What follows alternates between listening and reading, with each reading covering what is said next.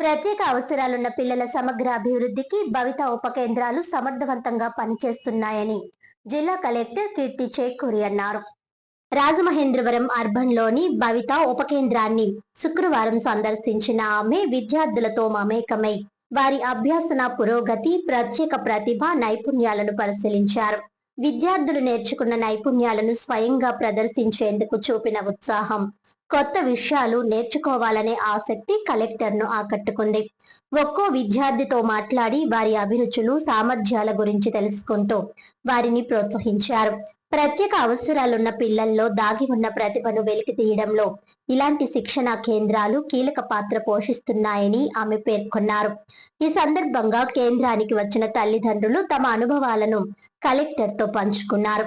భవిత కేంద్రాల్లో చేరిన తర్వాత పిల్లల్లో గణనీయమైన సానుకూల మార్పులు కనిపిస్తున్నాయని, ఇంటి వద్ద నియంత్రణలో ఉండని పిల్లలు ఇప్పుడు క్రమశిక్షణతో వ్యవహరిస్తూ కేంద్రంలో నేర్చుకున్న విషయాలను ఇంట్లోనూ ఆచరిస్తున్నారని తెలిపారు.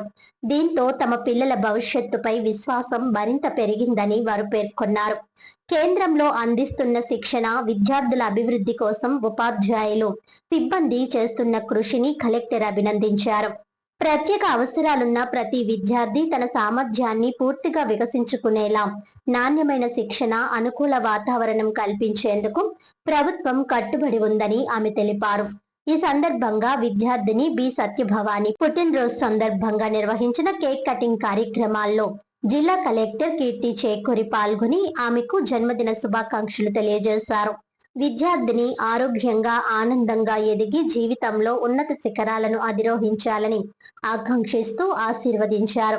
ఈ కార్యక్రమంలో పాల్గొన్న విద్యార్థులు, ఉపాధ్యాయులు కలిసి పుట్టినరోజు వేడుకలను ఆనందంగా నిర్వహించారు.